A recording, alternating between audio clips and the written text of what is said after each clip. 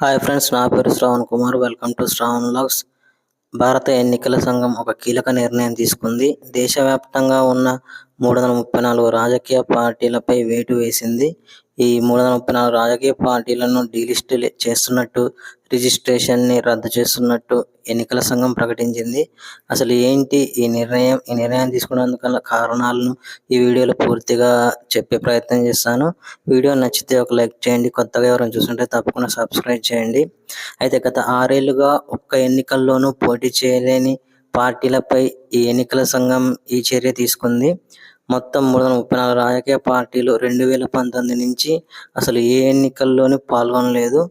దీని కారణంగా ఎన్నికల సంఘం ఈ 334 రాజకీయ పార్టీల రిజిస్ట్రేషన్ని రద్దు చేసింది.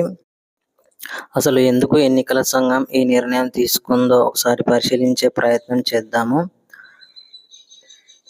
రాజకీయ పార్టీలు ఎన్నికల సంఘం వద్ద నమోదు చేసిన ప్రదేశంలో, అంటే రాజకీయ పార్టీలు ఏవైతే అక్కడ రిజిస్ట్రేషన్ ప్రక్రియ అప్పుడు వాళ్ళు అడ్రస్ ఇచ్చారో ఆ అడ్రస్లో పార్టీ కార్యాలయాలు లేవని ఎలక్షన్ కమిషన్ ఆఫ్ ఇండియా తన తనిఖీలో తేల్చింది.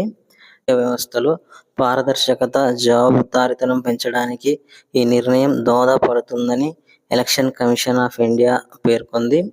అయితే ఈ చర్యకు ముందు దేశంలో మొత్తం 2854 రాజకీయ పార్టీలు రిజిస్ట్రేషన్ అయి ఉన్నాయి.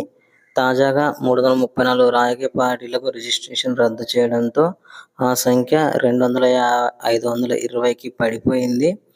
అంటే వివిధ కారణాల వల్ల రిజిస్ట్రేషన్ కాబడిన పార్టీలు ఈ చర్యతో ఆ రిజిస్ట్రేషన్ హోదాని అయితే కోల్పోయాయి. రాజకీయ పార్టీలు రిజిస్ట్రేషన్ రద్దు అయిన 334 రాజకీయ పార్టీల్లో తెలంగాణవి 13, ఏపీవి 5 పార్టీలు ఉన్నాయి.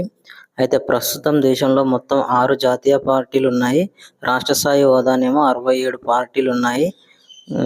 ఆ జాతీయ పార్టీలు ఒకసారి చూసుకున్నట్టయితే భారత జాతీయ Congress, Bharatiya Janata Party, CPIM, Marxist, Aam Aadmi Party, Bahujan Samaj Party, National People's Party, ఈ 6 పార్టీలకు జాతీయ హోదా ఉంది.